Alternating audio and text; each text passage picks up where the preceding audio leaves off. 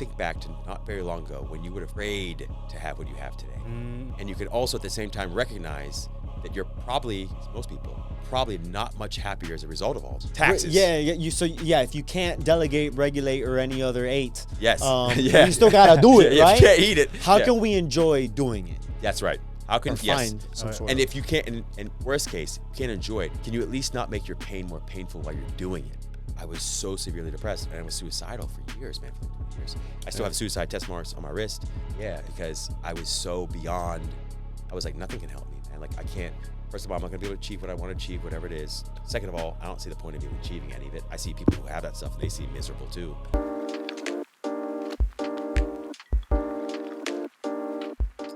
What is it exactly that you do for the people that just kind of tune in? Before that, I think we should have some sort of formal introduction for Mr. Robert Mack, because it's almost, you have like a laundry list of things. Like, I remember when I was reading a little bit about you, put it this, look. Robert Mack is an Ivy League educated, positive psychology expert, celebrity happiness coach, published author, and television host and producer. What can't this man do? And spends 3 hours at the gym every day. Usually has meant me being broke for long periods of time, right? Yeah. But so go ahead, tell us a little bit about yourself and basically what it is that you practice and to what Marvin said. Yeah, great question. I appreciate that, by the way. So I'm really just a guy that likes to see people happy, because I wasn't happy for so long. So yes, I have a master's in applied positive psychology from the University of Pennsylvania. It's only about 20-some-year-old degree and science that's focused on the empirical study of what makes life worth living, like the relationship between happiness and success. And so that's probably the most important thing I could share, is that there is a relationship between happiness and success, but obviously not in the direction that most of us think it is. Most of us think, well, if I can achieve, accomplish, and acquire X, Y, and Z, I'll be happy. We know statistically that's not the case. That actually the relationship is reverse. The happier you are, the more successful you tend to be, for the most part. And so the science of positive psychology is really about what makes for a happy life and what does a happy life lead to, or what does being happy lead to with respect to your relationships, your health, longevity, making money, saving money, kindness, how charitable you are, things like that. So I write and talk to people about how to become happier and therefore more successful from the inside out. Sometimes that happens on TV.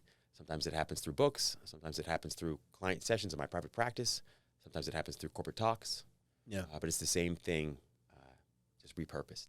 So it's funny because you're saying finding happiness will lead to success rather than success leading to happiness. Yes. So it's almost like people get it twisted, because especially for us, we're like, we want to be successful, so then we have a happy life and all these things, and it's like almost like it's the other way around, right? That's crazy. Before you comment on that, I saw a post the other day on Instagram that this guy is Chris Will X or something like that. He's a buzz cut. He always has podcasts, whatever. Yeah. And the quote that he was saying is, "You've already accomplished the goals you said would make you happy." Facts. Right? So true. And so it kind of ties into what the assumption is, where it's like, well, if I achieve this, then I can be happy. When it's the other way around. That's right. Like, if you sit and look at your life, look at all the things you've accomplished, all the things you acquired, all the things you've achieved, all the relationships you've had, the money you've made, the money you've spent. If you look at your life as it exists today, you can think back to not very long ago when you would have prayed to have what you have today. And you can also at the same time recognize that you're probably, at least most people, are probably not much happier as a result of all that achievement, accomplishment, and acquisitions. So like I would do that consistently. Like, wow, it's interesting. Like I remember thinking, I want a German car. I'm gonna get a BMW eventually, and I got a BMW. And then I was like, I'm gonna get a Mercedes next. Get a Mercedes. And then I'm gonna move to Florida. And then I'm gonna do all these things. I'm gonna write a book. And then you think, I'm gonna be significantly happier when I achieve and accomplish any of that, let alone all of it. Or I'm going to get the chick. I'm going to finally get that chick that and you do. Right. And then you're like, this is dope for like a week, a month, maybe a year. And it can be still dope afterwards. But if you're not happy to begin with, you find that you experience what's called the hedonic treadmill or hedonic adaptation. It's like human beings are like cockroaches. We like acclimate to everything. And so even the best of things can become mundane. But that also means that even the worst of things we can sort of adjust to. But that's the problem, is that you can never get enough of what you don't really need. Oh, shit. Yeah. That's so crazy. Yeah. Wow. You kind of Yeah. stumped you a little bit there. Yeah.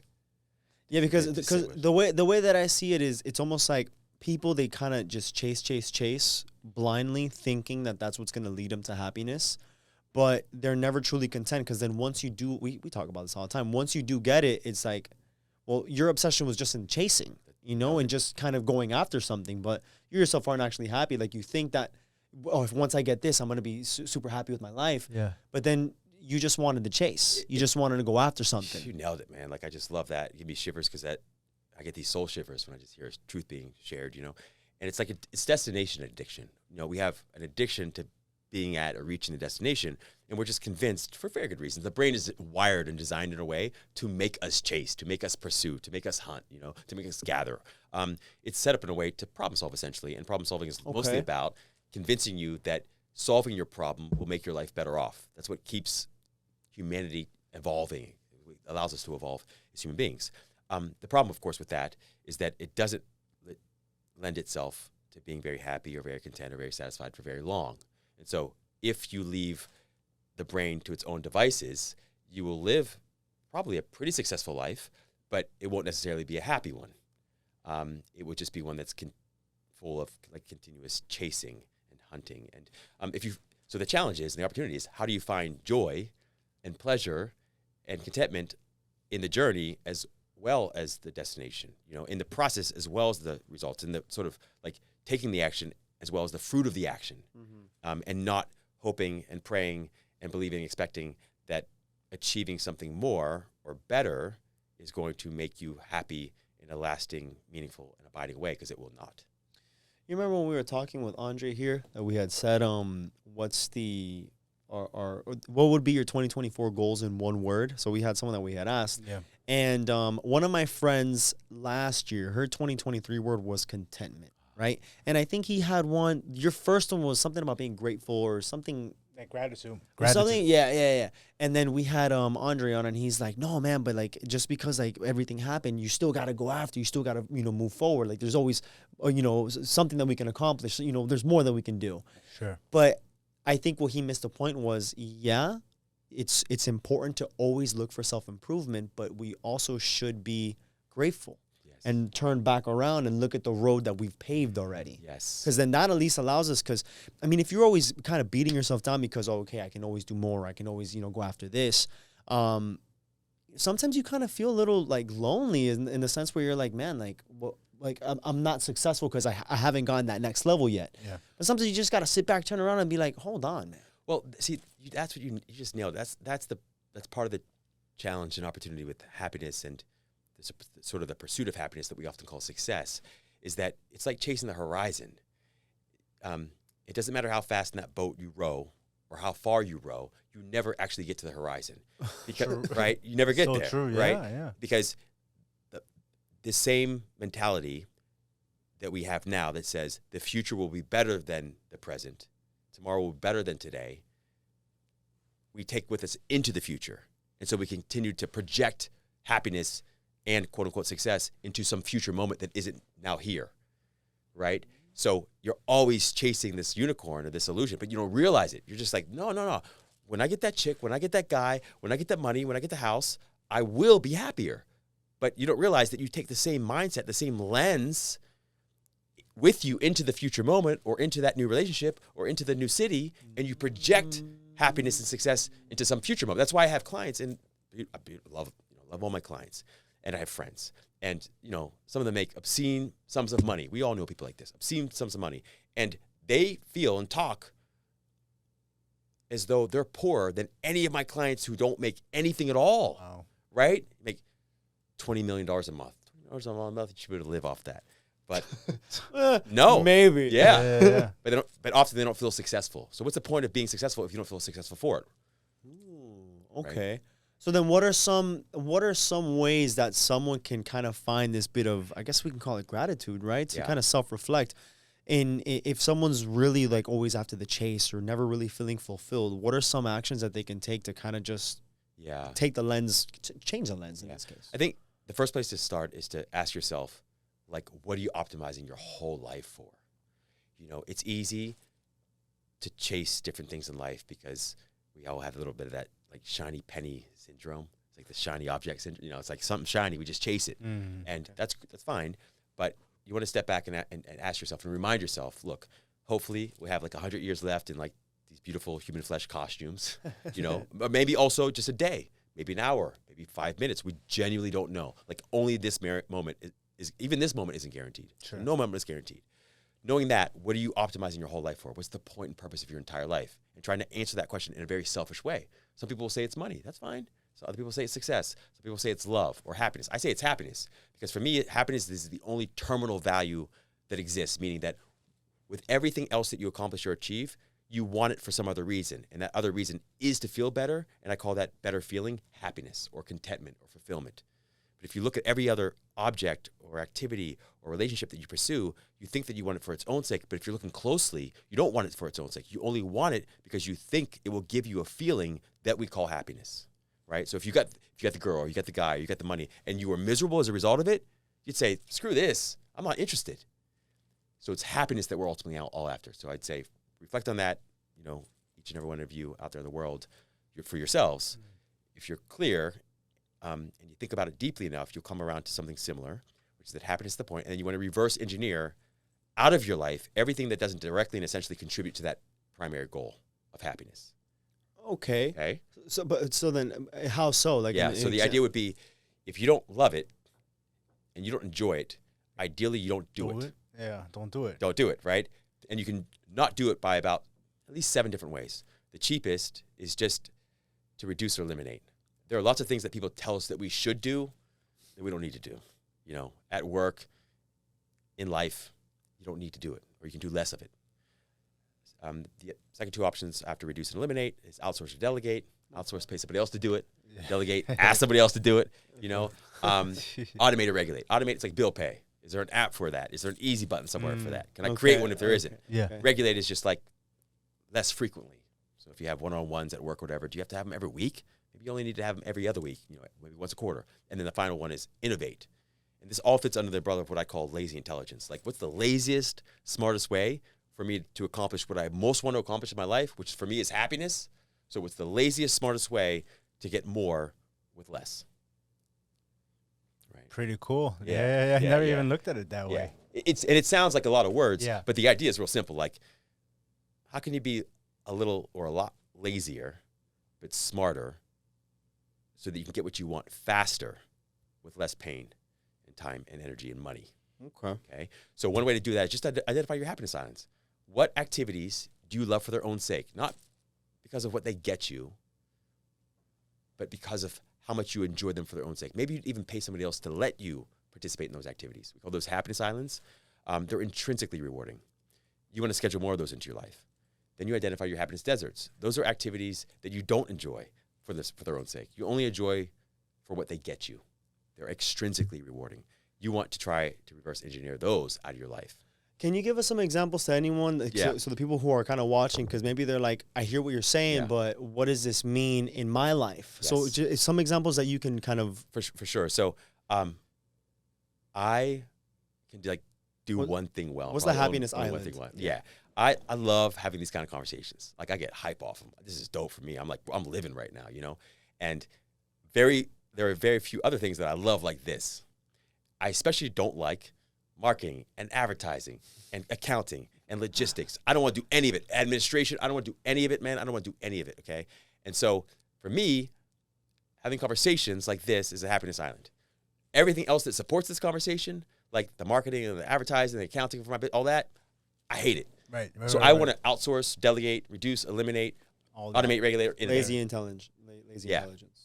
Yeah, that's a good example. So you can't always do that with everything. Sometimes you don't have the time or energy or resources to outsource, delegate, and do the rest of it. So you just have to grit and bear it. But in those cases, we can go deeper about how you can still find a way to, if not enjoy it, at least accept it and not increase your pain or make your pain more painful while you do it. Oh, this is important. You got that? Say that again. Yeah. So some things you still have to do. Yeah, of course. Taxes. If you can't delegate, regulate, or any other 8, yes, you still gotta do it, right? If you can't eat it, how can we enjoy doing it? That's right. How can find some sort and of... if you can't, and worst case, if you can't enjoy it, can you at least not make your pain more painful while you're doing it? Like the pain that we experience when we're doing most things, yeah, there's some physical pain sometimes, you're working out, whatever. It's not that, but most of the pain and suffering that we experience is psychological and emotional. Yeah. And it mostly comes from obsessive compulsive thinking, right? Yeah. So we're washing the dishes, or we're sweeping the floor, or we're doing the laundry. Actually, those are pretty enjoyable activities if you're not thinking or overthinking it. Yeah. You like doing all that stuff? Like laundry and stuff like that? No. I don't like folding laundry. I hate that. I hate it, right? Exactly. So there are some things that we just don't tend to enjoy. But if we notice and look real closely, we'll discover that a lot of the reason we don't enjoy it is because we're in our head and not in our body when we're doing it. So in Zen, there's an expression, it's only painful to do the dishes when you're not doing the dishes. In other words, when your mind is somewhere else other than the present moment. You're thinking about, or this activity sucks. I hate folding these clothes. I also have 29,000 other things to do today. My brother, my girlfriend, whoever just had this argument with me. Like, you're everywhere else. You're lost in thought. And most of that thought is judgmental, and it's miserable, and it's unhappy. Yeah. And so one way of talking about happiness is just the absence of unwanted thought. So unhappiness is unhappy thinking. Happiness, to a large extent, is either happy thinking or no thinking at all. Okay. So anytime you do anything, try to unitask. So try to do one thing at a time, remembering that thinking counts as one thing. So if you're walking, just walk. Don't need to think. If you're showering, just shower. Don't need to think. If you're eating, just eat. Don't need to think. If you're thinking, just think. But now don't also eat. Should you? So if I'm eating, what should I not think of what I'm eating? Don't need to think. What are you thinking? You're just eating that thinking? Right. So the idea is, and this, I used to hear things like this, like when I was younger, it would drive me nuts. So I find it a little ironic that I'd be having this conversation with y'all. But like literally, I remember thinking like, this is crazy. Like, you can't just stop thinking. I'm like, after a while, because I was driving myself insane with my own thoughts over many years, despite what I would achieve, accomplish, or acquire, I was like, I'm going to have to try to quiet my mind again, like these people were saying. And then I realized, oh, wait, not only can you do it, but you do it all the time, and you just don't notice it when you do it. In any case, when you practice it intentionally and deliberately, you get better at it. And then before long, you start to discover how much better everything is than you thought it was, literally. So when you're eating, and you just eat, and you're not thinking, so much better, man. So much better. Yeah, it's almost just like letting go of everything. Yeah. And just being in the moment, being present. That's all it is. It's just being fully present and remembering that present means keeping your mind where your body is. That's the first step. So sometimes the easiest place to start is when you're doing the laundry, just remind yourself, I'm doing the laundry. Not like the story around the laundry. This sucks. I hate this. I should be doing something else. This takes forever. Just, I'm doing the laundry. Then you might go a little further, and then instead of having to repeat that to yourself or remind yourself of that, you just put more of your focus on your 5 physical senses and less on what you're thinking. So you feel the laundry. You smell the laundry. Like, it's warm. Yeah. It's warm. Smells good. Yeah. You just do that. And then after a period of time, you'll notice that if you practice really anything for 22 to 66 days, you rewire your brain to do it automatically. Okay. So I guess it just takes a few weeks for you to just kind of, because it's not something we're used to doing. So you have to kind of force yourself at first, and then after a while. Yeah, we're all almost always multitasking. Yeah, true. And that's problematic because it means that we're never here to enjoy what we're doing. So we always feel like we need more of it. So that's why people have addictions. Sometimes you have addiction. Yes, there's a physiological and biological response, of course, addictive chemicals. But that being said, some of us have addictions to things that are other than drugs and alcohol. I, for one, had an addiction to thinking and overthinking about everything. We have an addiction to multitasking.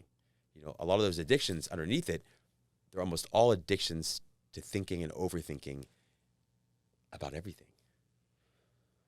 I mean, for me, one thing that I try to look forward to, I don't know if this is right or wrong, but it's the benefit of the action I don't want to do. And I'll give you an example. The other night, my girlfriend and I, so we had done the laundry, whatever, and it was like 8 o'clock at night. Like, it had just been sitting. It was dry already, but sitting in the hamper. And I had just got home from work. And she's like, oh, my God, now we have to go fold all these things. Can we just do it tomorrow? And I'm like, you know what I want to do more than to fold clothes right now? Is to sleep in a bed with clean sheets that we have to put out, knowing that we put all the clothes away and we don't have to worry about this tomorrow. And she's like, damn, that sounds good. I'm like, yeah. So you see, like, we're folding clothes. Folding clothes sucks. But, man, just fold clothes. Yeah. You know, it's got to get done. Whether it's today, whether it's tomorrow, they got to get folded. But I know that if I fold them today, I get to sleep on that nice, clean, comfy bed with all the sheets, and I'm a happy camper. See, this is a great example of the difference between extrinsic motivation and intrinsic motivation, okay? And it's one way I talk about it sometimes is the difference between running on dirty energy and clean energy. And there's nothing wrong. That's not a judgment. Right. But generally what happens is, and that's a good example of extrinsic motivation. So, and I love it because it works for you. So if it works for you, stick to it. Okay. Yeah. Michael Jordan loved the game of basketball. Also, he was often extrinsically motivated to just completely annihilate someone on the basketball court. Oh, my God. It made him extraordinarily he was extraordinarily talented, made him extraordinarily successful.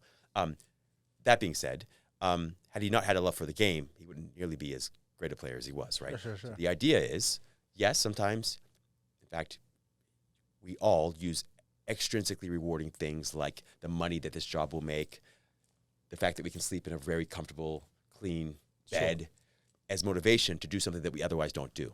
For sure, use that motivation. But it is a little dirty energy. Really? Yes.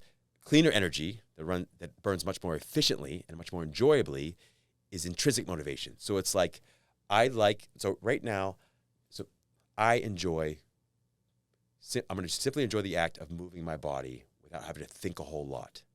I'm going to enjoy simply putting the sheets on the thing. I'm going to enjoy connecting with my girlfriend. Or even something different, like I'm going to put on some music while I do this thing. Oh. Whatever it is that allows you to let go of this story of how painful this thing is. So you can simply do the thing in in an attitude of acceptance at the very least, and enjoyment or enthusiasm, best case scenario. That's going to make you not only, of course, enjoy your whole life a lot more, but it's also going to make you much better at doing what you're doing. Okay. Right? So it's like turning it's something like as annoying to most as folding laundry into something that is actually that you get to do enjoyable. Enjoyable. Yes. So you switch the narrative around That's it, right? That's right. Exactly. So one simple way to do it is just focus on the best feeling aspects of everything and everybody as often as you can, especially when you're doing something you hate. This is why I don't like running. When I was a kid, my dad made me run. Like, he was like, you have to run. You have to run cross country. I'm like, I don't want to. I like basketball, I like football, I like baseball. You have to run cross country. And in his wisdom, he was right, because I learned so much about all of this through cross country because I hated it. I hated running. But then I realized if I play music, wow, it's way better. Oh. Okay. If I run somewhere in nature, it was better than running the treadmill for me. For sure. If there were any attractive women around anywhere, I was better. You know what I mean? I was like, all of a sudden, it's not that painful. I can do this, right? Yeah. Little things like that would help a lot because it would distract me from not only physical pain, but the psychological pain of this story in my head that kept saying, you've got 2.5 more miles to go, or 10 more miles to go, or this sucks. What are you doing? You're going to, this is going to kill you. Like, all that nonsense and mental chatter that makes our lives so painful, I was able to let go of. Now I can run without, the music. I don't need to have people around. I can run a treadmill if I have to because I'm able to quiet my mind around it. Doesn't mean that it's necessarily or always a whole lot physically less painful. Yeah. But it is psychologically and emotionally less painful. And studies have found that it is even physically less painful. So they've done these studies with like monks, and they've said, hey, meditate. And the monks put their arms in ice cold water, right? They could do it. Yeah, they do it. It's like for them, and they have a way to measure how much pain they're in, and they don't register as much pain as somebody who doesn't meditate. Wait, how is this? Yeah. Wait, you never seen it? Or where they like kick through like concrete? Yes, yeah. Or like they'll sit on a bed of nails or lay on some nails or some... Or walk on hot coals. Because so much of physical pain is perceptual. It's perceptual, and a lot of it's all filtered. Well, first of all, it's all brain. Pain is really in your brain. Sure, of course. Yeah. Right? And so much of what we do that's already painful, we make more painful by just getting caught up in all our thoughts about it, all our stories and judgments about like how painful it is. So when you focus on something, on how painful something is, and you tell stories about it, it only makes it more painful, like literally, physically. Man, yesterday I was doing box jumps at the gym and I totally fucked up. You saw my story? I banged up both my shins. They're hurting right now as we speak, man. And the moment that it happened, man, so I got on the ground. Andre was there. He's like, you all right? And I'm like, yeah. I laid down and I'm like, but like just yelling at the top of my lungs. And it got to the point that I almost passed out. Because I was just like, and I told him, man, I got really lightheaded. And he goes, for sure, like, that hurts like a mother effer. Right? And at that moment when it happened, I was trying to find a place of just like, this pain isn't here. And even if it is here, it's not forever. We're going to be fine. We're going to push through. The pain was there. But eventually, you know, I overcame. But I guess in that moment, I was also trying to look for some way of like eliminating that thought. Well, you just nailed it. Another way to talk about this is resistance. When you resist the pain, you increase it. When you fight it, you increase it. So, and you invite more of it. So you have heard these expressions before. What you fight and you invite. I mean, you've seen this with bullies and stuff. Like, yeah, of course, if you knock the bully out, I don't have to deal with him again. Okay? But if every day you're fighting with him, arguing with him, or anybody in your life, you tend to invite more of that, right? When you stop resisting so much and stop fighting, that doesn't mean being a doormat. It doesn't mean, you know, being in an abusive relationship, anything like that. But you'll find that you invite less of the fight. You invite less of the pain. And so there's a key that you just identified there, which is like there's so much power in non-resistance and non-defensiveness, essentially not making up stories or focusing on the worst of what's happening in the moment. When you're in pain, it often does what it did to you, which is force you into presence. It forces you into it. It's not that you're feeling it intensely, but if you weren't so present and you were more distracted or focused on like, what does this mean? Is this going to last forever? Am I ever going to be work out again? You're going to be able to walk again. Exponentially, yeah. I know. Right? Yeah. Man, that's nuts. What about you, man? You haven't had any situations where you're like hating life? Like physical pain? Like anything, this? Yeah.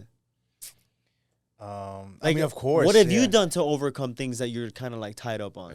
Dude, I had like, I feel like I've had like the worst. And talking, I guess this goes really well to the concept of the podcast, relationships, where it's like I had like the worst breakup. I felt like life was over, and so there's no physical pain, right? You don't bust up your chins or you don't get punched in the face or whatever.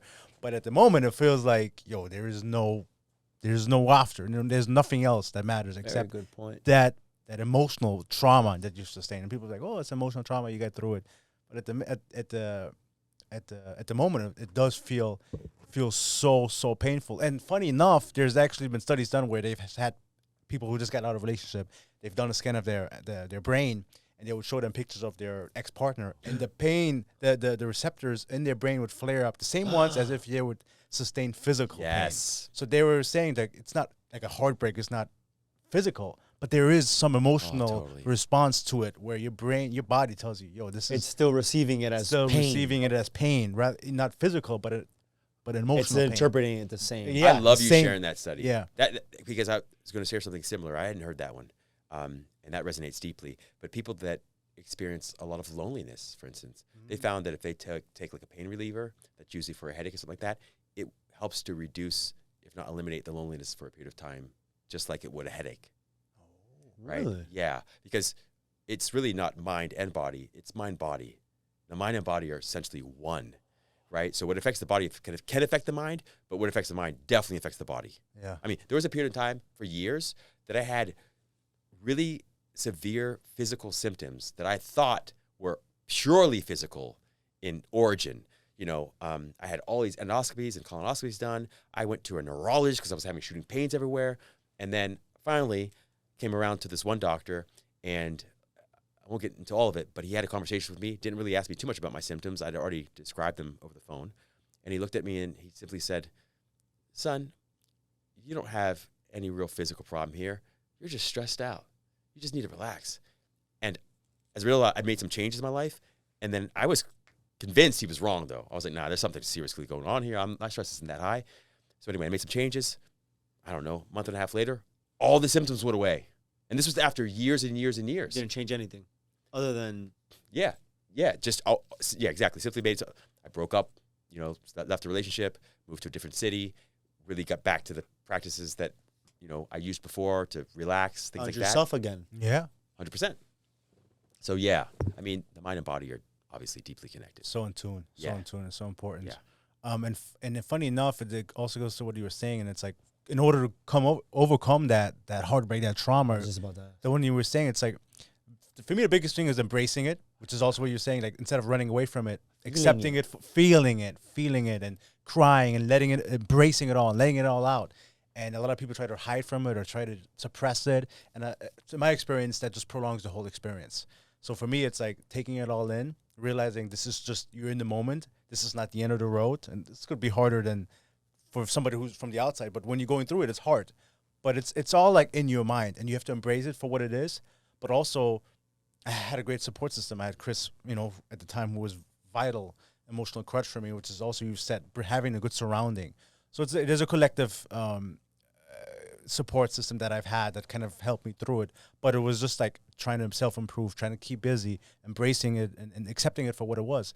And it was a huge catalyst for self-improvement, right? And so I took a really, really bad situation and I turned it into something really, really great, where the writing, the podcast, and I took something that was devastating and I turned it into essentially this, So it just turned out to be an incredible experience, and that I wouldn't trade for the world. Oh, that's so inspiring to me, man. So, I mean, this is one of the many countless reasons that I really genuinely appreciate and love both of you so much. Appreciate it. One, like, just to be that transparent, and confident and vulnerable. Second of all, it's so inspiring, like what you did. Third of all, the wisdom in all that, like the wisdom in that, like it took me so long to truly appreciate the importance of not repressing feelings, but also not indulging in them, but just simply feeling them. Yeah. Like just feeling your feelings. Yeah. Like just that. And feeling them without feeding them or fueling them, right? Most of us think about our feelings, and then we say we're feeling our feelings. We're not. So we're just thinking about it. We're intellectualizing it. Like, oh, yeah, I feel this and I feel that. And we talk about it a lot. But it's like, no, what does it feel like, though? Like, where in your body do you feel what you're telling me you feel? Go there. And, you got to take it. You got to be brave about it. Just like, what's it feel like? Just be in the sensations that you're having in your body around that feeling. Where's it at? What's it feel like? What's the color? If there was a texture, if there's a temperature. And when thoughts come up that say, oh, this is really bad, or I should try to escape it, you just dismiss or ignore the thoughts for a while. Just stay with the feeling. Like, just you doing that, like saying that. Then the other thing you said, which is just so profound too, is just like the power and significance of social support. Yeah. Like, you've said it in some of your videos and stuff in that sense. So. It's great. Like that, there's so much wisdom in that. I'm really impressed and inspired by that. I appreciate it. Yeah, people think you can't do it all alone. You can't go through life thinking I'm the only person and I'll come out, especially if you want to have that, finding that happiness, being emotional, stable enough, So you need people around you. You need good people around you. True. It doesn't have to be a dozen. 1, 2, 3 good people, it'll change your life, And I'm so very grateful for Christian and for all the other people that I have in my life. And so they were there. They were vital, especially during that hard time. So it's important. Also, backed by science, probably one of the longest studies ever conducted was conducted by a guy named George Valiant, and he's since passed away. But that study was conducted with like Harvard, mostly male students, and over the course of their lives. And he basically found that one of the greatest predictors for happiness over the course of your lifetime is the quality of your social support, like your social connections. So the more significant and meaningful your social connections, doesn't have to be romantic, obviously, the much more likely you are to be happy in your life, right? And they support each other too, by the way. So the happier you are, the more social connected you will tend to be. But the more socially connected you tend to feel and be, the happier you are. It's what we call a virtuous cycle and circle. There's a lot of those, by the way, in positive psychology, where it's like kindness and happiness is another one. So happy people tend to be way kinder and more charitable and more generous than unhappy people, by far. Yeah. But also, when you're happy and you are kind and you're generous with people, it makes you happier. So it's a virtuous circle. Because it only makes you happier. Well, it's kind of like what Dr. Hasty says. So this weekend we've had Dr. Hasty on. He's a psychologist, relationship coach, professor, man of many hats like yourself.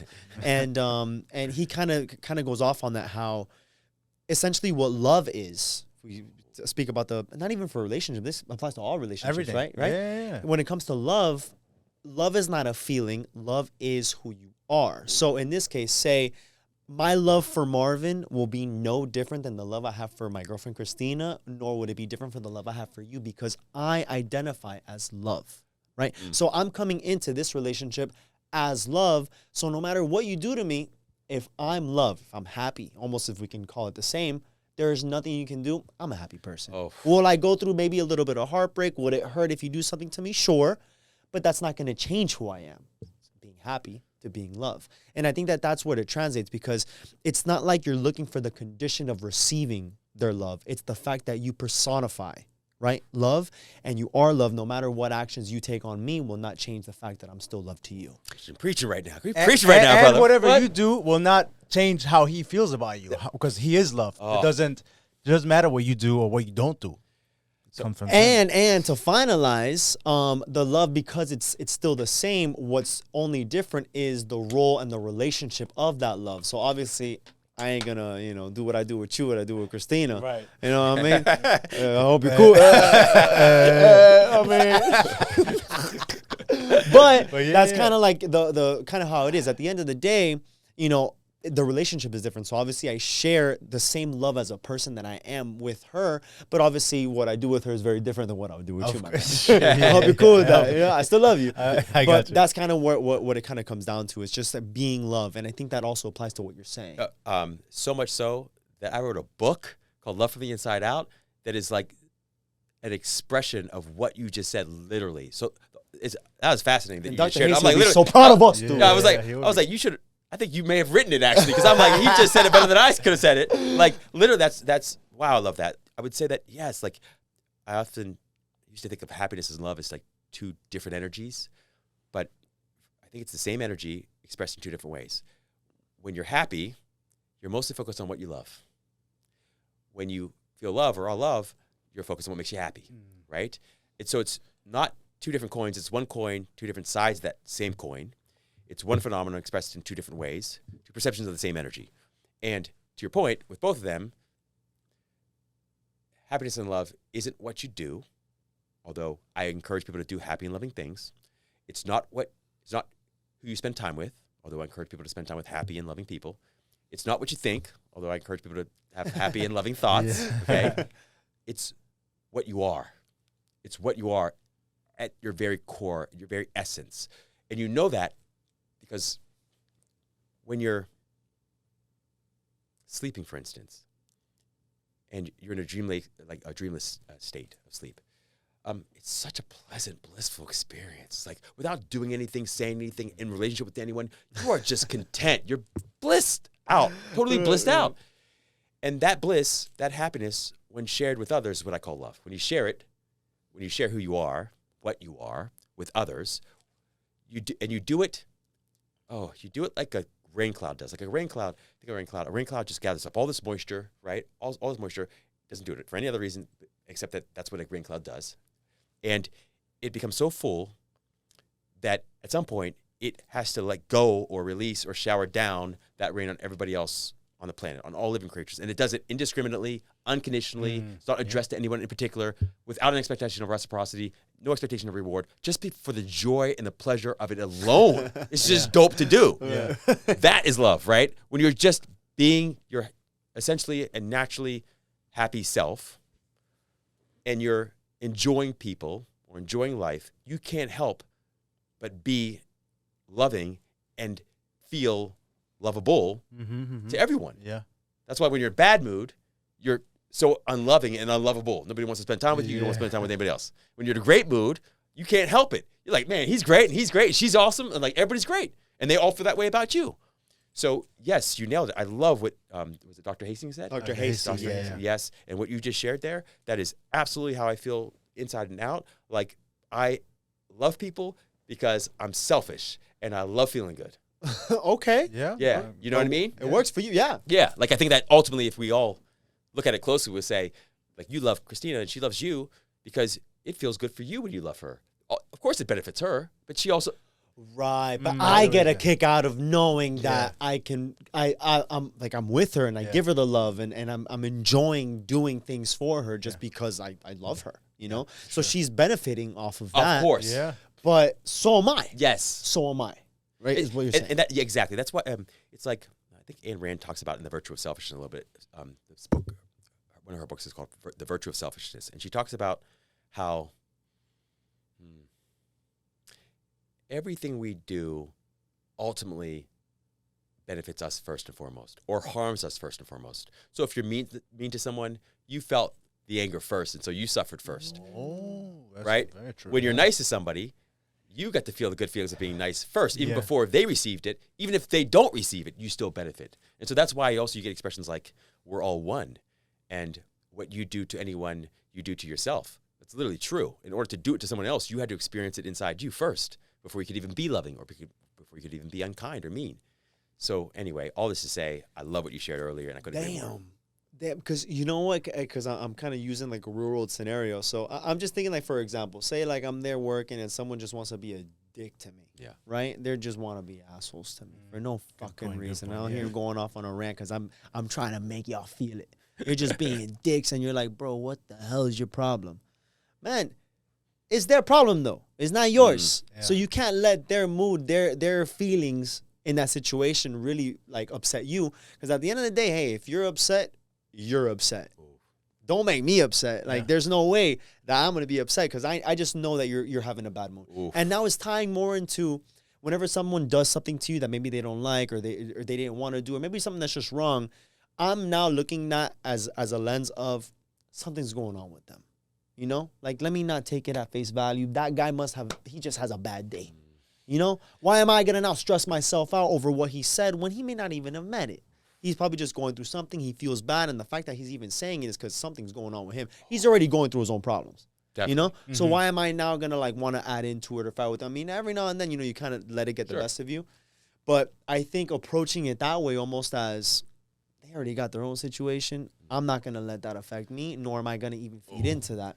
I'm going to let them reflect on themselves. I think that's a very mature way of handling it and very wise. I try to be like that. I'm not there yet. I'm trying. I'm trying because I'm the nicest guy. But then if you're a dick, then I could be a bigger dick. And so then if you know, like I work at a restaurant, so I work with people all the time, and some people are really good in a good mood, and then that feeds off for me. So I'm like, where you guys from? Blah blah blah blah blah. Those are bang. And then there's some people who are super rude. And it goes to what you were saying. I don't know their story. Maybe they had a delay. Maybe they lost their bag. Maybe, their parents, something happened to their parents. Or, you don't know anybody's story. So for me, it's like I am trying to be at that level of that. Like, but, let me just. You're saying something so. Oh man, this is such a rich conversation. Like, I love it. I just have to highlight a few things you all both said it's profound to me. Like, love what you said, Christian, there, which is that if you're upset, it's your problem. If I'm upset that you're upset, now I've made it my problem. You know what I mean? It's so true. Like, that's the first thing. And if you have the power to make me upset, that makes me a servant to you. You know, like you're my master. I'm not cool with that. I don't want. So that's the first thing. I don't want anybody to be my puppet master, like they're pulling my puppet. Yeah, that's true. The other thing you said, which is powerful, is haters ain't happy, and happy people aren't haters. You know, that is something I've discovered when I was really unhappy, and I was like, man, why am I hating on this person, or why am I judging that person? It's like because I'm not happy. And the beautiful thing about people who are unkind or mean or haters who essentially are unhappy is that you don't have to tell them to go to hell because they live there. Now, see? They just live there all day, every day, especially if that's their consistent, behavior. Right. They live there all day. You don't have to tell them to go to hell. They already know that's where they live. They're comfortable there, The other thing that you said, oh gosh, man, Marvin, I just loved it. The best fighters are never angry. Like, that doesn't mean they don't have moments of anger. It means that they can still snap back and they can still slap your hand if you've got it somewhere it shouldn't be placed. Yeah. And that doesn't mean, again, like you won't get upset. There's a spiritual story about the snake, and I'll try to keep it short, but there's a snake, and snake is just wandering its way through the forest and whatnot, and there's a spiritual teacher there, like a meditation teacher and stuff like that. And one day the snake and the spiritual teacher kind of run into each other, and the snake is all bloody and everything. Or no, what happens first is the snake is like hissing at people, and he comes to the meditation teacher and says, hey, I'm just really not happy. Nobody really wants to hang out with me. And that spiritual teacher's like, well, why? He's like, well, because I hate people. Sometimes I bite them. You got to stop that. You need to meditate. You got to chill out, quiet your mind. So Snake is like, yeah, okay, cool. I'm gonna do that. I'm gonna try to listen. I'm gonna try to follow your path of meditation. So he does it. About a week goes by. Meditation teacher, spiritual teacher, and the snake run into each other again. This time the snake's bloody, all beat up. And the spiritual teacher's like, yo, what happened? Why are you all bloody? Like, he's like, I've been following your practices. I meditate. I don't talk back. I don't snap at anyone. I don't hiss at anybody. I don't bite anybody anymore. And the spiritual teacher said, look, I didn't say you can't hiss and scare people. And occasionally you might have to bite someone to keep them up off you.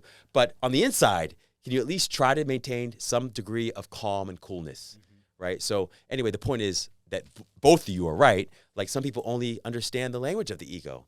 And sometimes you have to push back. And sometimes you have to defend yourself. Ideally, you would do it in a way that doesn't permanently or for very long disturb your inner peace. True. You don't take it with you into the next moment with the girlfriend, the husband, whoever. So anyway, I love what both of you are saying, because I think there's beautiful in that. It's diversity of perspectives. Perhaps. I wanted to ask you, because when you were talking about when I broke it up with my ex and what I felt, whatever, have you ever had to deal with someone who may have had some sort of trauma and they're currently struggling finding happiness? Because at this point, it's almost like they're just looking back or kind of reflecting on the moment that I guess would remind them of being unhappy. And it could be they're just happy people, but then a moment comes that triggers them to that. Yeah. How does someone like that then navigate through that in order to find happiness in something like that? Yeah. Presence. The more presence you can bring to the moments when you're triggered, the more quickly you'll move through that experience and over time dissolve the trigger and the trauma there, right? And sometimes that requires a professional to help you through it. Mm-hmm. But the idea is, when you feel it, just feel it and try not to act from that place. Try not to have the conversation. Usually when we're feeling our worst, we're seduced in then taking action or having conversations, important ones, or making decisions to resolve the trauma within us. That's the temptation, is that as soon as someone triggers you, you want to punch them, or you want to hurt yourself, or you want to take drugs, or whatever it is.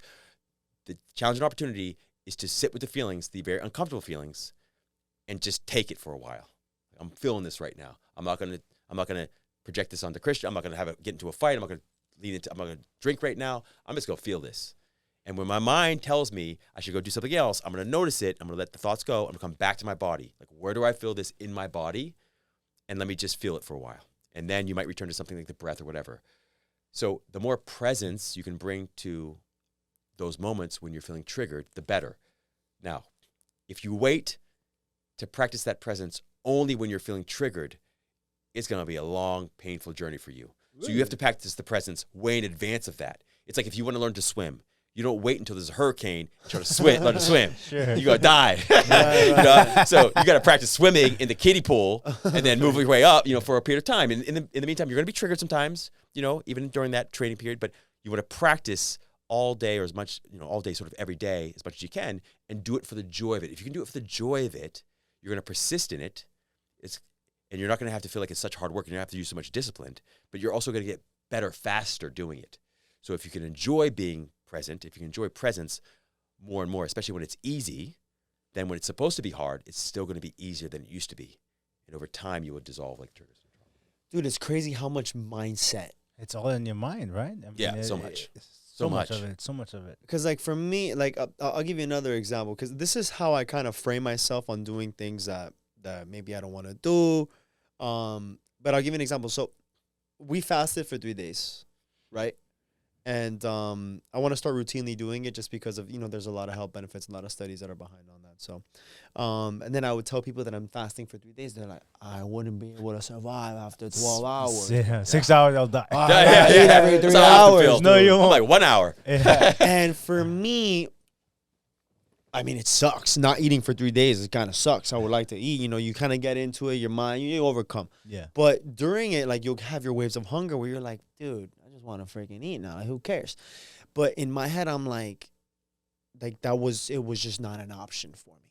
Like there was no plan B. Like I was just set out on having this goal that I thought, okay, if I need to fast for 3 hours and this is the goal that I'm going to achieve by fasting for those 3 hours, what do I get out of breaking the fast? Like it just ruined the plan, you know? And so then I start thinking like, well, you know what? There's people who fast for 7 days, do a full 7-day fast.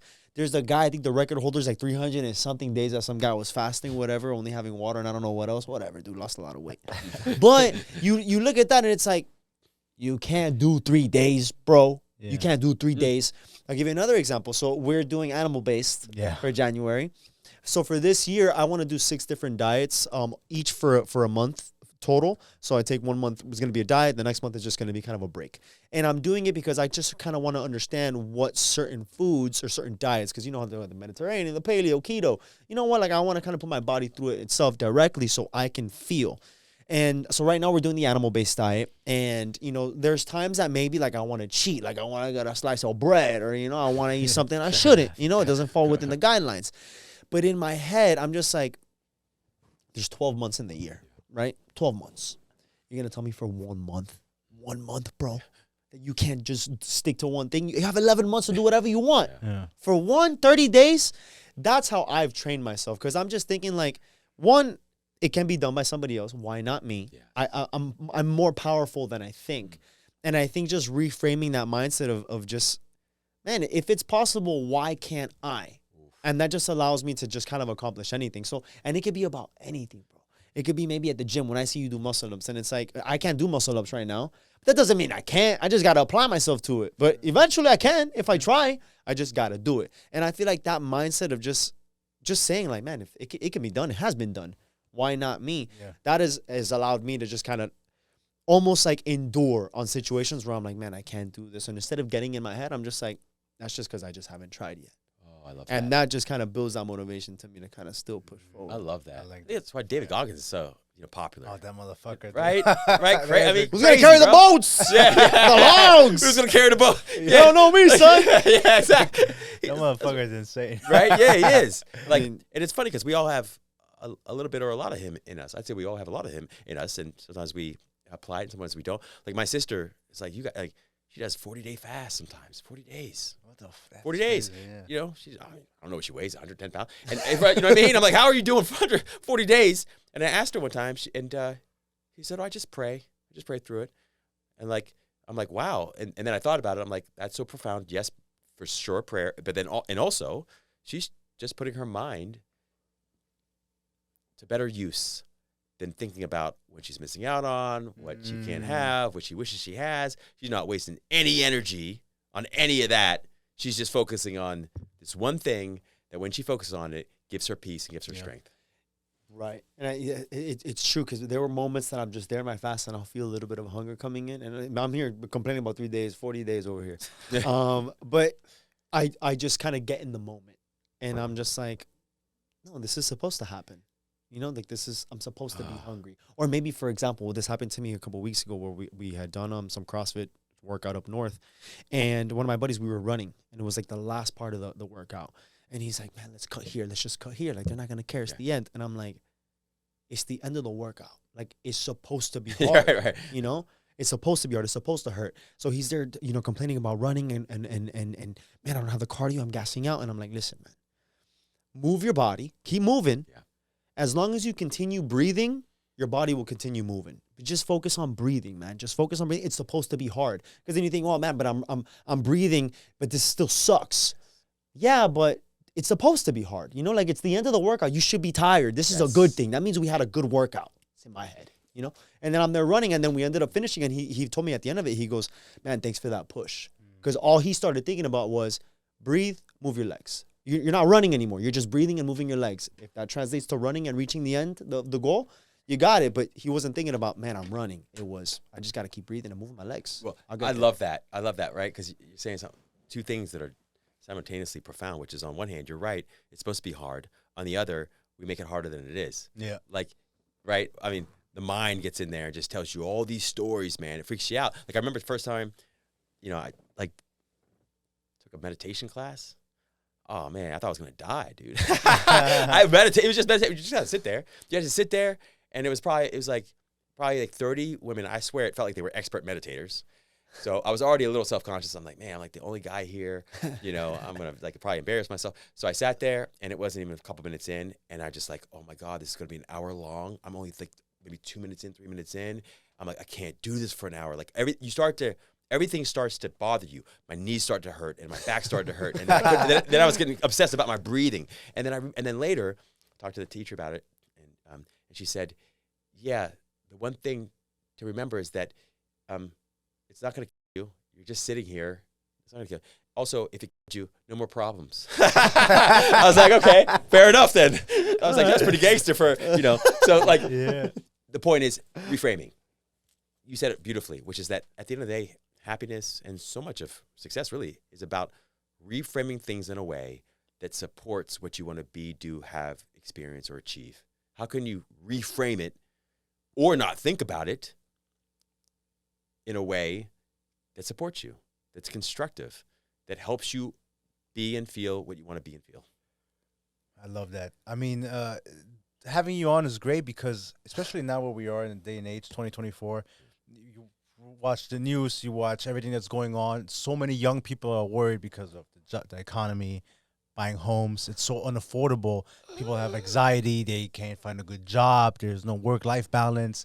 We just came out of a pandemic that hasn't happened in 100 years. Like, people just don't know what the fuck is going on. So finding happiness, being happy is a concept that for so many people, young people, is kind of a foreign concept. Oh, you're absolutely right. And we're not taught it. yeah, so I'm so glad to have you on and shine some light on this and give some insight and it's going to help people out, you know? I so appreciate you saying that. And I've always been one of those people. You know? And I'll just share it real quickly. Like, you know, I do the work I do because I was so severely depressed and I was suicidal for years, man, for like 20 years. I still have suicide test marks on my wrist. Because I was so beyond, I was like, nothing can help me, man. Like, I can't, first of all, I'm not going to be able to achieve what I want to achieve, whatever it is. Second of all, I don't see the point of even achieving any of it. I see people who have that stuff and they seem miserable too. And I remember getting to a place and saying, forget it, I'm out. Like, I have all these problems. I can't solve any of them. Life sucks. Economy sucks. It was like 99,000 things. So I did some research and I was like, and I remember thinking, I don't want it to be a big dramatic thing. Just want to be out. So I went and got a kitchen knife, a steak knife, stuck it in my wrist. And then I had the strangest experience, man, like without anything changing. I mean, I had a pretty good life. I had the 2 German cars. I had a consulting job. I hated it. I had a girlfriend, beautiful, wonderful, smart. We didn't get along, but I had a good life overall, healthy. Dug this knife in, and without anything in my external conditions or circumstances changing, I just felt this like ineffable peace and love and joy that I had never experienced before. And it was like, that's weird. Why am I experiencing this right now at the end of my life when I'm going to take my life? So I postponed the suicide for like 10 minutes. It wasn't very long, man. I was like, I'm not going to even last 10 minutes, but I'm going to start to do a different kind of research real quick here. And I discovered, first of all, how many people were unhappy, depressed, suicidal. And that alone helped. And then after many, many books and different trainings and talking to different people and applying lots of different exercises, I discovered it was so much simpler than I made it out to be. I was making my pain more painful by overthinking things that I couldn't control. And that was the past and the future. Almost every moment of my day was in the past or the future. And it was in the economy. It was like, you know, is the relationship going to last? Am I going to get sick? If I'm sick, am I going to get healthy again? All that stuff. You can't do it. I mean, the best you can ever do about any of it is try to enjoy your presence, the present, as deeply and fully as humanly possible, and trust that if you take care of the present will take care of the future. So if anyone, but first of all, thank you for sharing that, because I know that's quite a story. And for you to be able to share that with so much strength as, you know, as of today, I mean, it's a testament of the character and the person that you are. So I want to say, you know, thank you, because that's not easy to share. And for anyone else who kind of may be struggling to find that happiness or to get to that happiness, are there any exercises or activities that maybe they can do to kind of kickstart or start the reframing of their mindset? Yeah. Anything? Yeah. I break it down into like 4 to 5 steps. I'll keep it very simple. First, identify your happiness islands. Those are things you like for their own sake. Okay? I call that just happiness is what you do. Second step, identify people who make you feel happy or make you feel loved. Spend more time with those people, less time with the other people. Right? Very simple, man. Like we call that happiness is who you spend time with. The third is happy thoughts. Start vetting thoughts, meaning entertaining thoughts and only thinking and focusing on thoughts that support what you want to feel. And start dismissing and ignoring thoughts that do not make you feel what you want to feel. So in other words, if it's a thought that feels good, that's happy, continue to think it's fine. If it doesn't make you feel good, I promise that's not going to end well for you. So dismiss, ignore, or reframe. Okay, that's step 3. That's happiness is what you think. But as you continue going down this path, you graduate even beyond that, and you realize that some days you're having pretty positive thoughts, but you still feel real unhappy inside or anxious or whatever. So then that's when you get to this whole like happiness is what you don't think. Happiness is what you are. Happiness is what you are. Happiness is so easy that you experience it even when you're sleeping and you're not doing anything and nobody's around and you forget the world, you forget yourself, you forget your dreams and desires. It's that easy. And so the way to practice that or operationalize it is to practice what I call micro meditation. Super simple. Oh, I was going to ask you about that one. Okay, good. I tried it. Did you try it? Yeah. I had to stop. I was driving. I'm like, yeah.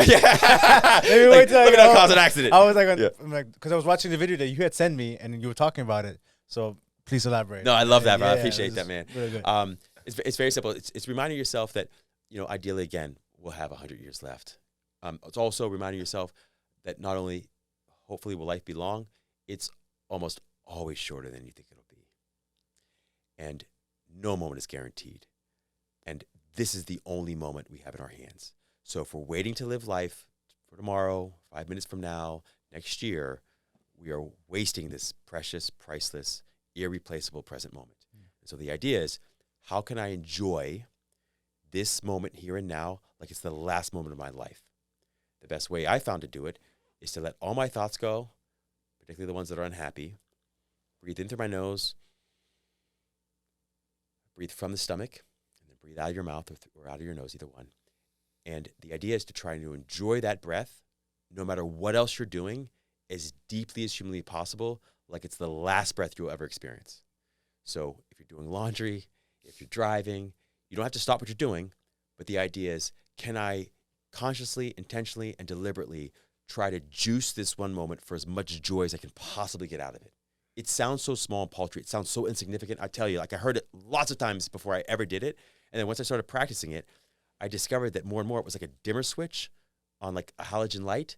Like you just slowly but surely, you start turning this dimmer switch every time you practice it. And before you know it, there's this like bright shining light that feels like it's coming from you. It's just joy. It's just happiness. It's just peace. But suddenly it's like this dimmer switch that was always inside you is suddenly brilliantly bright. And you can feel it in a palpable way. And you feel it even when you're going through tough stuff. It's like always in the background. Yeah. So there's always this sense and a feeling, everything's okay. Everything's okay. Everything's okay. Not a big deal. So that practice for me is one of the greatest practices I've ever discovered. Some people who are spiritual, religious will replace the breath as their focus with God or life or the universe. So just say, I know that I'm one with God. Let me feel into the presence of God within me for its own sake, for joy's sake alone, not trying to get something out of it. And let all other thoughts go. The key there, and the last thing I'll say is, don't try to get good at it. That's the sure way to never be good at it and to also never enjoy it. Only try to enjoy it. If you enjoy it, you'll enjoy it. That's the point of it anyway. But you also get really good at it really fast. Yeah. It's a key to life, really. It's a master key to most of things in life. If you want to become good at something really, really quickly, enjoy it more deeply and forget about getting good at it, and you'll get really good at it really fast, but also enjoy it. Yeah, just because you enjoy doing it. Yeah.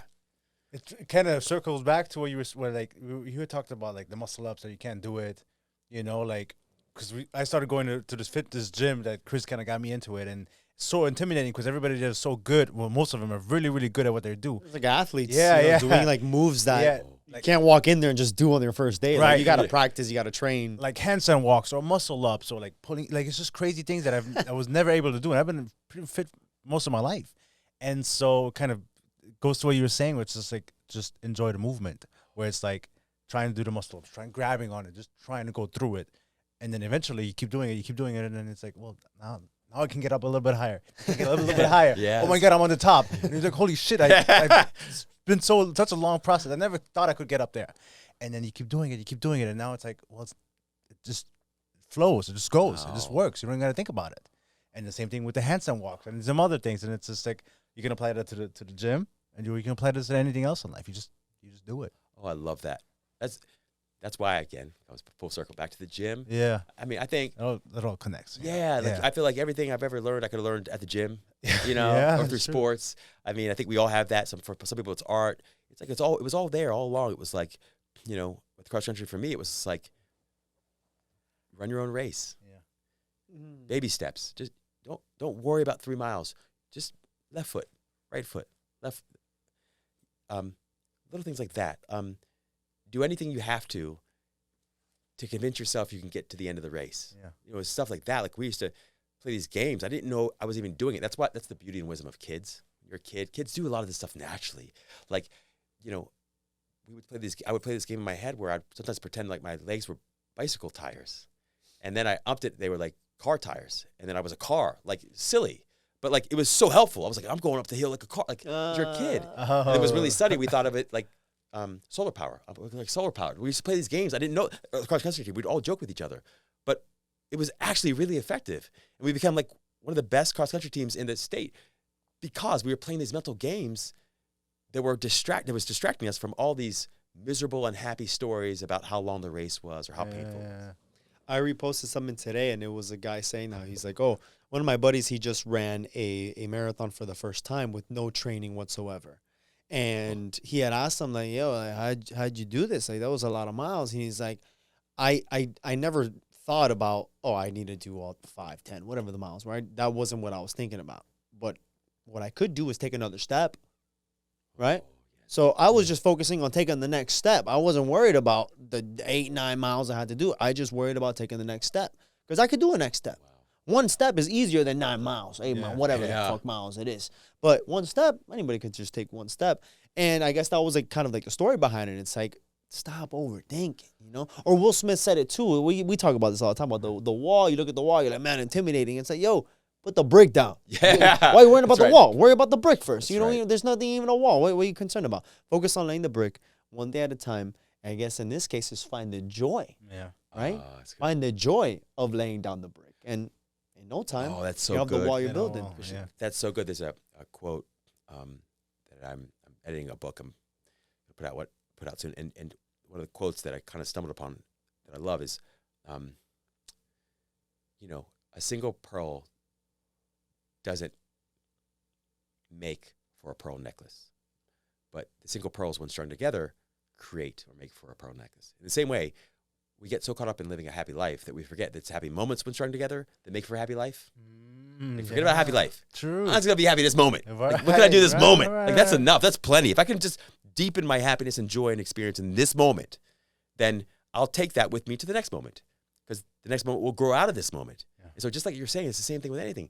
A lot of entrepreneurs that I talk to in my private practice, they say something very similar. They're like, I don't know what the hell I was doing building a business. I have no idea. I didn't even have a great plan, but I just did what was in front of me. Day one, it was like, I guess I need a website. They created a website, and then somebody said, well, you got to have some services or products to offer. What are you going to do? He said, well, and I just sat down and said, I guess I'll create a service.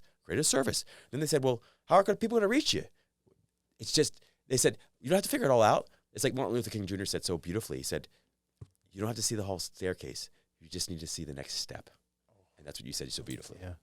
Amazing. I love that. Mr. Robert Mack. So I think you want to start wrap things up. Before we wrap it up, so I did want to kind of bring this over. So we kind of play this game with all the guests right at the end. So we designed a card game. It's meant more for relationships. However, we've been able to kind of play with it with our friends as well. Some of the questions are a little bit more specific to dating and intimate relationships, but we do have questions that I think are more towards the core. The whole goal of this game was essentially to ask questions that are meaningful in relationships. So instead of you asking what's your favorite color, what's your favorite number, I don't know, what kind of shoes you like. Yep. It's none of that stuff. That doesn't really mean anything. So we created a set of questions that it allows you to dig a little bit deeper to really understand the person you're with. So we kind of say it as, if you start dating someone, these are questions that you should immediately ask to kind of vet them as quality people. And if you've been dating someone for a while, these are questions that you should know the answers to by now. If not, you really got to get the game. So that was the idea. So I had kind of pulled, I think, 2 to 3 questions aside that I was hoping that we can ask you, just to kind of, you know, and they're safe. It's not going to be anything crazy. But I think that this is going to be fun because it really just allows us to kind of expand the mind of what we should be asking, what we should be looking for. And I think also the fact that we've been talking about connection and building relationships and kind of the social network that you have, I think this is where you can identify the real quality people within your social network. So question number 1, I would say, and you can take as much time as you need to answer. Question number 1, what's the accomplishment you are most proud of? Happiness. It's an inner one. Yeah, my greatest accomplishments by far are inner, not outer, because it took way more dedication and commitment than anything I've achieved on the external level, for sure. Really? Yeah. Yeah, changing my mind has been the hardest thing I've ever done. But you've been able to do that, and then what do you attribute that to? And what pushed you to, like, I guess your own personal experience behind that? Yes. I think we ever asked you. Yeah, it was, for me, it was life or death. Happiness was life or death. After I had that suicidal experience, I decided I was going to either live like blissfully, happily, joyfully ever after, or not live at all. I was like, I still have suicide in my back pocket. I'll still I can still use that as an option. So I became very single-minded, very focused on sort of that one thing. And I think anytime you're that single-minded about something, you've achieved it already. You've achieved it already. Anything that you're that single-minded. So I didn't have there was no other priorities for me. I didn't care about success. I didn't care about what people thought. I was like, I'm suicidal. I need to focus on this one thing or I'm not going to make it. So that kind of single-minded focus on happiness, it didn't happen as quickly as I wanted to at the time. But now I look back and I realize, oh my gosh, it happened. I became so much happier, so much more quickly than so many other people having come from that deep, dark, depressed place because it was life or death for me. Wow. Wow. Amazing. If you don't mind, I'm going to go into the next question. Okay. Do you have children by any chance? I have a son, yeah. You have a son. Amazing. How old is he? He's 10. Nice. Oh, wow. Okay, great. So this question is going to be good. What are some core values you would want to teach your children, your son? Happiness, self-love, faith, and trust. Because I feel like the self-love takes care of the other part, which is like loving other people. Of course, yeah. Right? That's the Yeah. first step. One of the biggest ones that, Yeah. kind of the ones that we talk about. Okay, now I got this last one. Let's see. If you had to change one thing about yourself, what would you pick? Take as long as you need. No pressure. We can cut this. Our editor's great. Tough one, bro. You know, I'm of two minds. On one hand, you're like, I'd like to change everything, experience the opposite of this, right? On what? Yeah. On the other, that's the sort of very human, rational logic. On the other, I have to admit that there's nothing I really want to change. And the reason is because I'm smart enough to know that I'm not very smart. And in my life, the things that have often turned out best have been things that I would have never chosen. In fact, I resisted. Yeah, and some of the things that didn't turn out so well were things that I actively chose. I was like, I gotta have it. I gotta have this. Like, please. And then I'm like, oh no, what are they? So I'm not wise enough, smart enough, intelligent enough to answer that question in a way that I feel confident will lead me to a better life. I would stick with exactly the way I am here. I think that's kind of like living with no regrets. That's kind of like, yeah, that's a testimony to having the life that where you are now. Like, I don't want to change anything because I am where I am because of what happened, what didn't happen. Oh, and being appreciative and having gratitude, which is what we talked about to start, you know, and almost like being not content, but having contentment towards what has happened and what has happened that has made you who you are today. It's accepting what being has able to look back and be like, you know what, there's a lot of rights, there's a lot of wrongs, but I learned from them and I'm accepting them and I'm moving forward with them, not trying to avoid them or resist. It's accepting and moving on with it. Correct. That's right. You nailed it. also this recognition of like the ripple effect. Like you sometimes change one tiny little thing, and now you're in China. You're like, I was just sitting in Miami. Like, okay, like you make peace with that. You can have fun there. It'd be great. But it's like, I've had such small little things that have had these incredibly positive ripple effects in my life. And I know it can go the other way too. You know, sometimes I have a friend and, you know, he had an experience with a drug just once. It changed the whole trajectory of his life forever.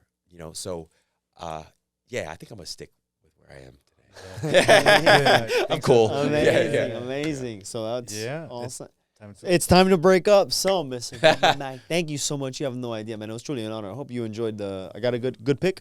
Highly solid pick. Satisfied with this one. Amazing. So before we wrap up, we always like to end with the final thoughts. And the final thoughts is something very simple.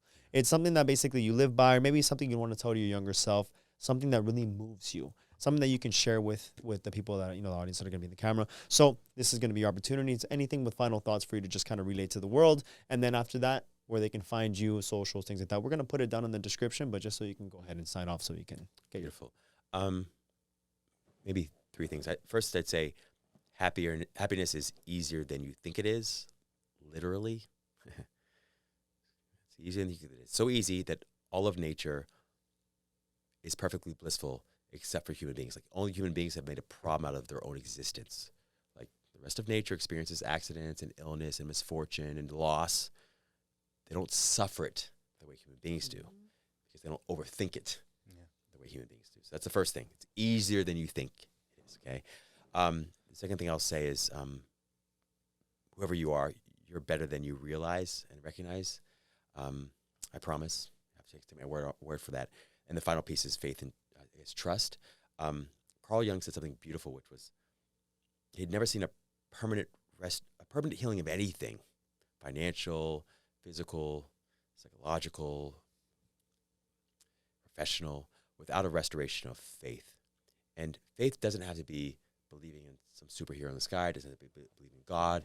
It could be believing in the universe or life itself. Albert Einstein said something very similar, which is like, the most important question you can ask yourself is, do you believe you live in a friendly universe or not? And the way I think about it is, we're these rotting corpses, right, that are sitting on this relatively small rock called planet Earth that, right, rotates on its axis, revolves in a very wobbly fashion, by the way, revolves around this super hot star that we call sun, at just the right distance to not burn us up or freeze us. It's done so forever, as far as we know. At the same time, that Earth hangs on nothing. And whatever it is that allows that to happen, life, the universe, intelligence, infinite intelligence, God, also beats your heart, breathes your lungs, allows your brain to orchestrate it all. Whatever that is, I promise you, it's smarter than you. It's wiser than you. And it's more in control of you and your life than you think or believe that it is. Lean more into that, like lean more into trusting and having faith that whatever it is that you want to be or have or experience or enjoy is not only possible, but inevitable.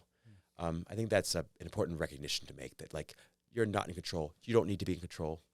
The best thing you can do is collaborate or cooperate or partner with that which is control, which also happens to be within you. It's a lot of words, but you get the idea. Yeah.